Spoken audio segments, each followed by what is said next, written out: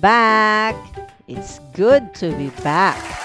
We are now at week 5 of quarter 2. At ang topic natin for this week ay describing and giving the value of numbers expressed in exponential form. So, ito ang dapat yung tandaan ha, yung term na exponential form. Diyan iikot ang ating lesson for this week. Gaya dati, pagkatapos nyong manood ng tutorial video na ito, you are going to comment your answers for the questions given below. Kaya manood na mabuti at intindihin ang aking mga ituturo para madali nyong masagot ang mga questions. So, bago sumagot sa questions, don't forget to comment hashtag your full name and hashtag learn about exponential form. Ano-ano ba yung mga questions? Number 1, what is exponential notation? Yung exponential notation, that's another term for exponential form. Pareho lang yon ha? What is the difference between base and exponent? So, araling mabuti. Ano yung base? Ano yung exponent?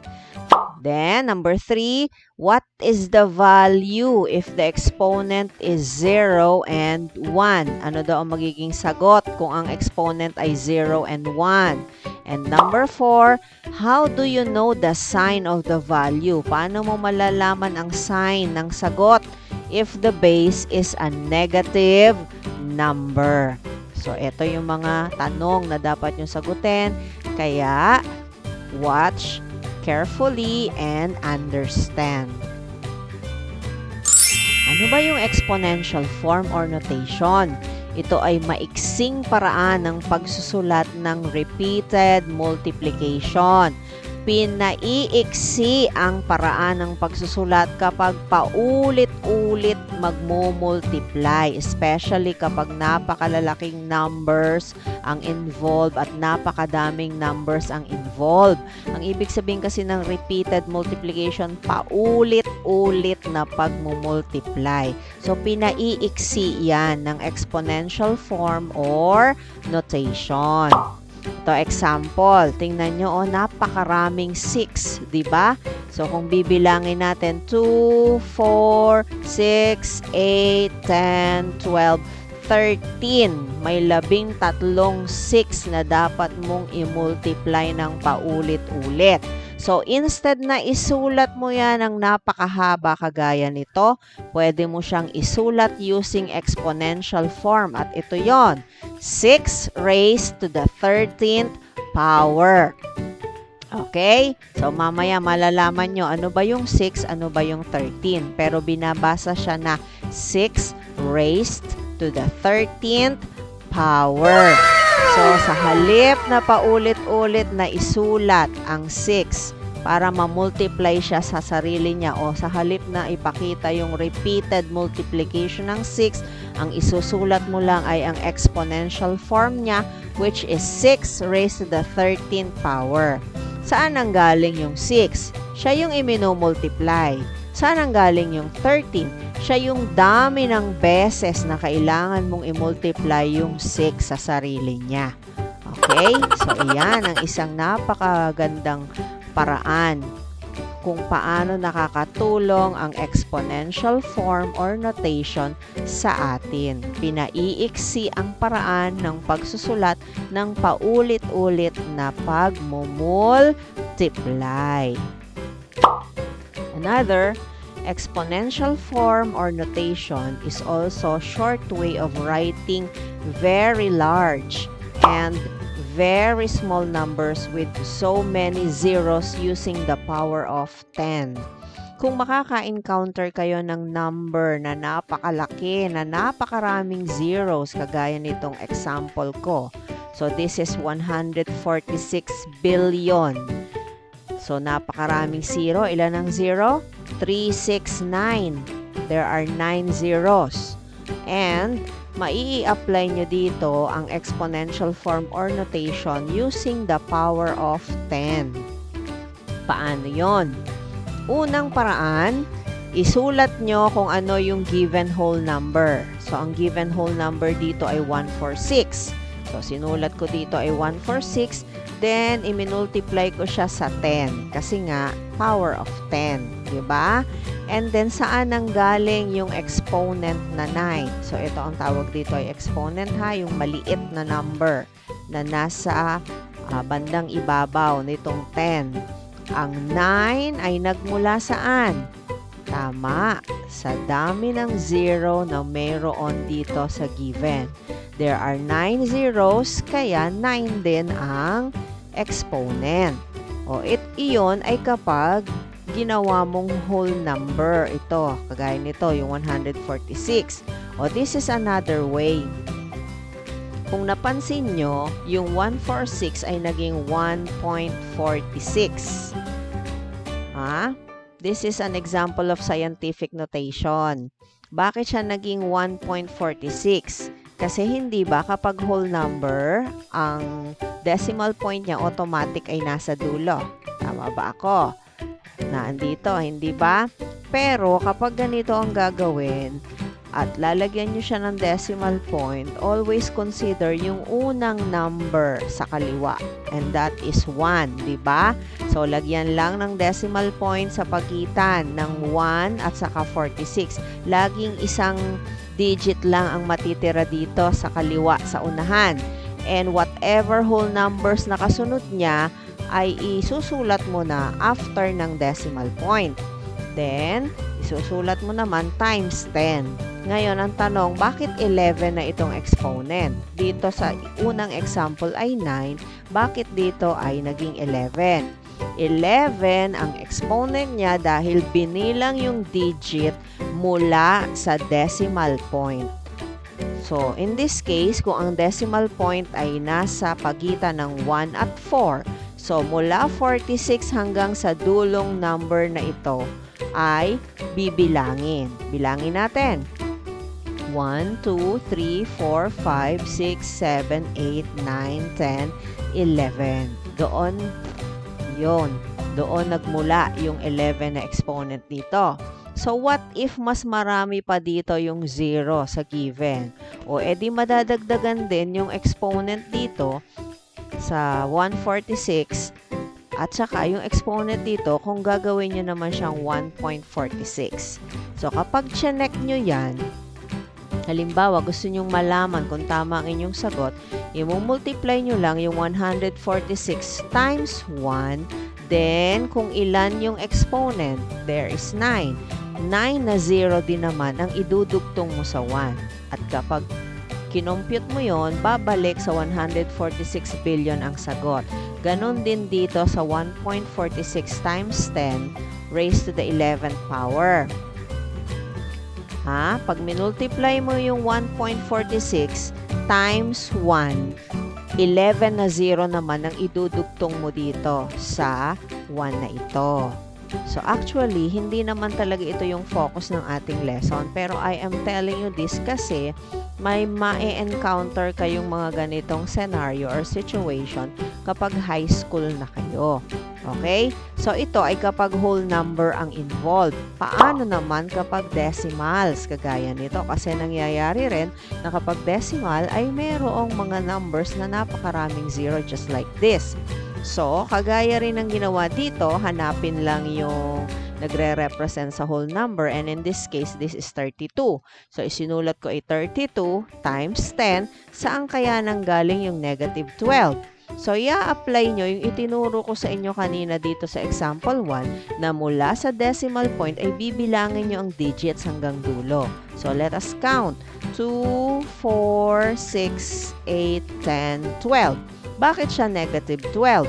Bakit dito hindi naman negative dito sa example 1? Bakit dito sa number 2 ay negative? Kasi nga siya ay decimal, kaya negative. So, remember, kapag ang bibilangin mo na digits ay in decimals, ang exponent mo ay magiging negative. So, pwede rin siyang maging 3.2, then times 10. This time, magiging negative 11 kasi nga andito lang yung decimal point niya sa pagitan ng 3 and 2. Kaya pag binilang mo, 1, 2, 3, 4, 5, 6, 7, 8, 9, 10, 11. Hindi nakasali sa bilang yung 2 kasi ang decimal point ay nasa pagitan ng 3 and 2. So, malinaw yan ha. Next. In 6 raised to the 13th power, yung 6 o yung number na malaki ang pagkakasulat ay tinatawag na base, while 13 is called the exponent. Yung exponent, kagaya nito, ay isinusulat ng mas maliit at nasa bandang kanan sa taas siya ng base, ha? Pagsusulat, hindi pwedeng magkasing laki. 6 or the base is always written bigger at yun namang exponent ay isinusulat ng maliit at nasa bandang kanan sa ibabaw ng base. So, tandaan, ito ang base, ito ang exponent. Ano ba yung base? Ang base ay ang number na iminumultiply sa sarili. Yun yung ibig sabihin ng multiply to itself. Siya yung iminumultiply mo sa sarili. At ang exponent naman ang nagsasabi kung ilang beses mong imumultiply yung base sa kanyang sarili. So, sa example natin na ito, ang 6 ay imumultiply mo sa kanyang sarili ng ilang beses? 13. Okay? 13 beses mong imumultiply yung 6 sa sarili niya. Ang base ay hindi daw dapat na maging equal sa 0. Kasi ang magiging resulta nun ay error. Okay? Then, kung ang exponent naman ay 0, the value or answer is always 1. Example, 8 raised to the 0 power equals 1. Tandaan nyo kung paano ako magbasa, ha? Binabasa ko yung base, tapos sinasabi ko yung salitang raised, then to the blank power. Diba? 8 raised to the 0 power equals 1. Anong ibig sabihin nun? Kapag ang exponent ay 0, anumang base na may exponent na 0, ang value nun ay 1. Halimbawa, 9 raised to the 0 power, that is 1 also. 1,000 raised to the 0 power, that is also equal to 1. Kahit gaano kalaki ang base mo at pag ang exponent niya ay 0, laging ang equivalent nun or value ay 1. Okay? If the exponent is 1, the value or answer is equal to the base. O kapag naman daw ang exponent ay 1, ang value o sagot ay laging kapareho ng base. So, in this example, 8 raised to the first power equals 8. Paano ko nga pala binabanggit yung exponent? Kung natatandaan nyo, nung grade 2, pinag-aralan nyo yung tinatawag na ordinal numbers. So, in ordinal way nyo siya binabasa. In order. First, second, third, fourth. Kapag ang exponent ay 1, first. Kapag ang exponent ay 2, second. Kapag ang exponent ay 3, third. Kapag ang exponent ay 4, fourth. Kapag 5, fifth.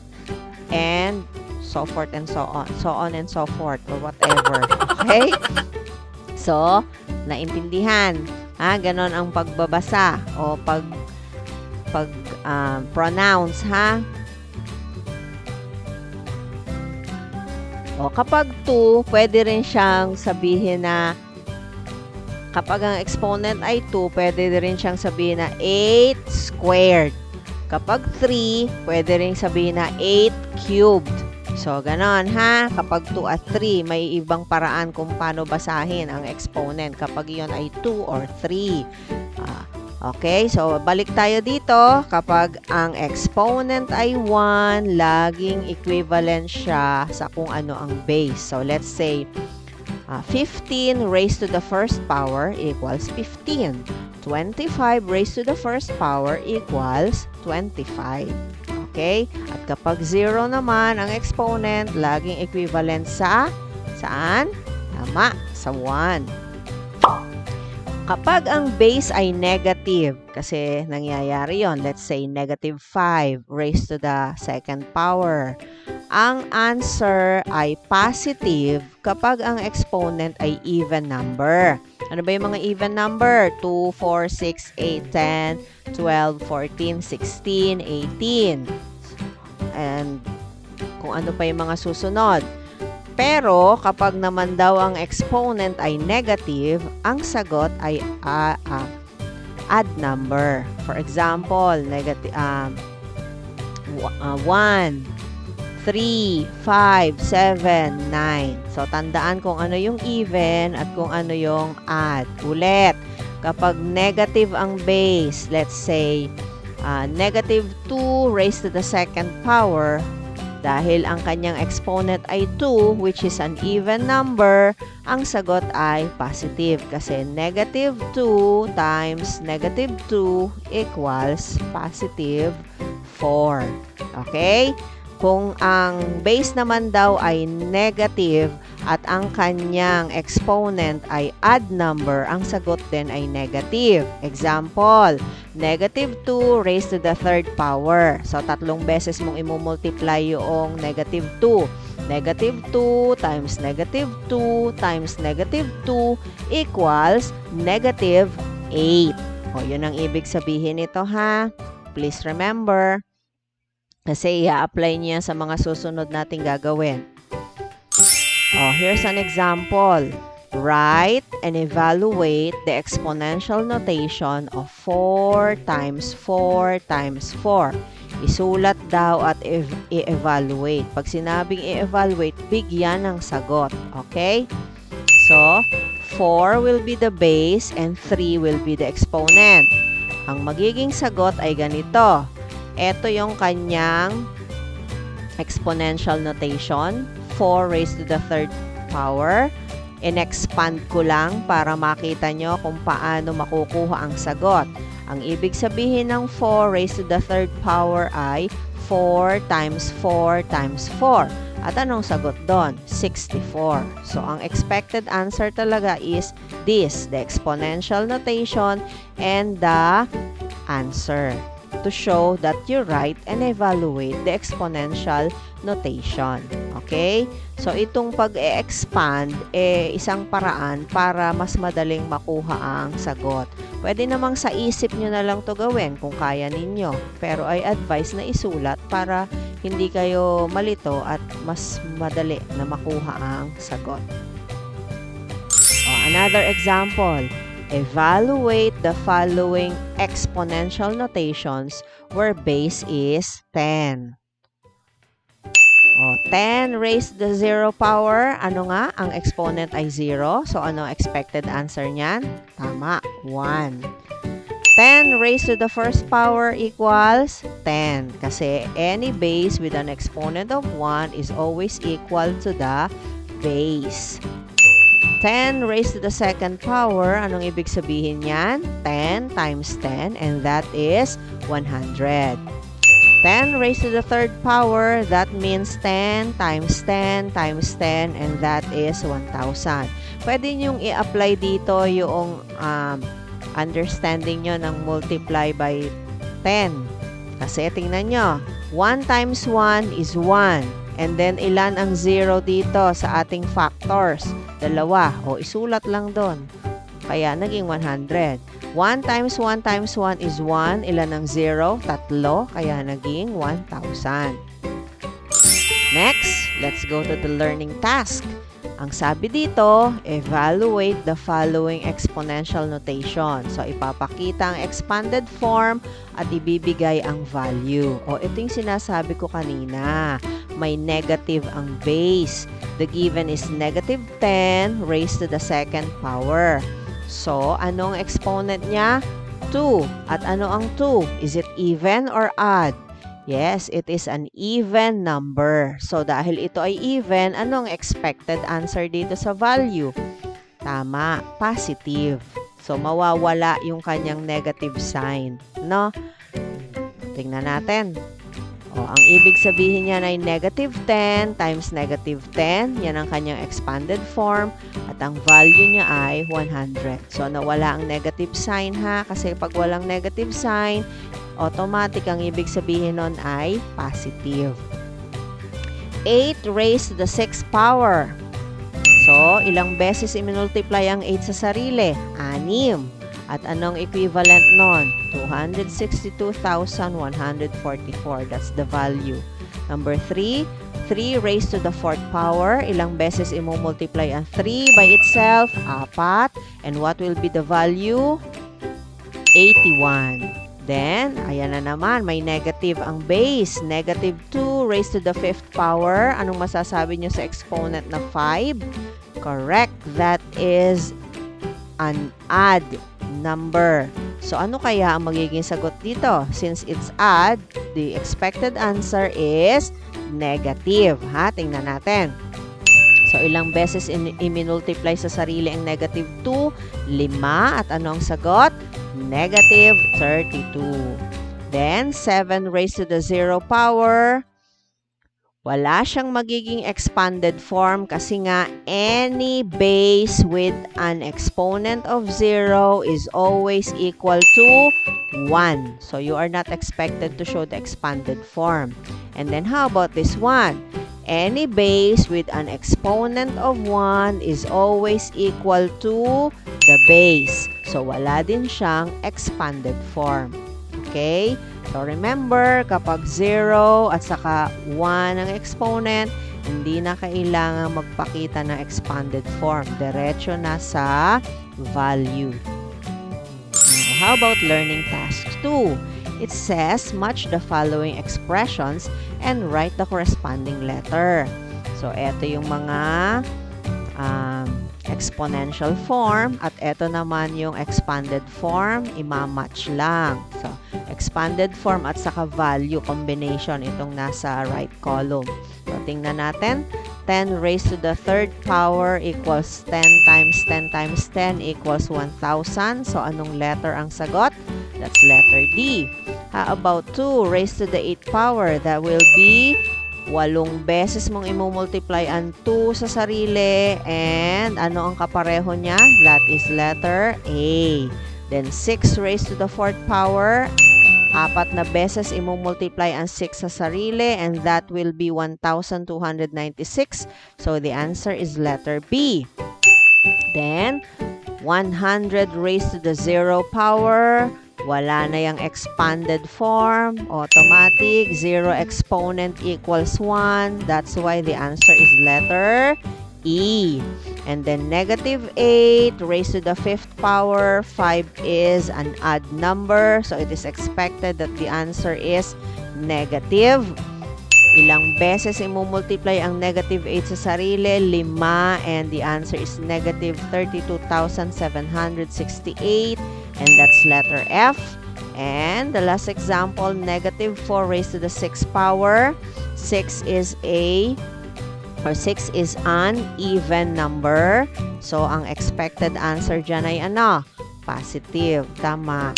6 na beses imumultiply ang negative 4 sa sarili and the answer is 4,096 and that's letter C. So, tandaan, laging ipakita ang expanded form para mas guided kayo na makuha ang sagot. And don't forget the rules ha when it comes to exponent, especially kapag ang exponent ay 0 and 1 at ang base ay negative kagaya nito. Okay? So remember, exponential notation is a number form or expression using base and exponent. Yung tamang pagsusulat ng base at exponent, huwag kalimutan ha, malaki ang base, maliit ang exponent. Base is the number to be multiplied to itself. Huwag kalimutan kasi laging minsan, halimbawa, 4 raised to the 2nd power, ang ginagawa 4 times 2, which is wrong. That should be 4 times 4. Minsan, ang given ay 2 raised to the third power, ang ginagawa ay 2 times 3. Mali yon. Ang ibig sabihin kasi ng 2 raised to the third power ay 2 times 2 times 2. So, laging tatandaan ha, ang base ay number na iminumultiply sa sarili base sa exponent. Sa sarili ha, hindi yung base times exponent. Base is multiplied by itself based on the exponent.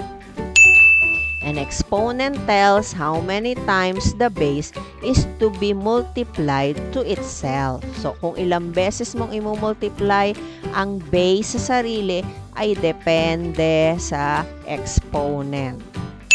If the exponent is 0, ano ang value? 1. If the exponent is 1, ano ang value? Equal to the base. Okay? And if base is negative, the value is, and kapag daw ang base ay negative, ang sagot or value ay positive kung ang exponent ay even. At negative naman kung ang exponent ay odd. Okay? So that's it. Ang dali lang ng topic natin for this week. So, don't forget to comment your answers for the questions given below dahil tapos na kayong manood nitong tutorial video and I hope na naintindihan nyo at natutunan ang lesson natin for this week.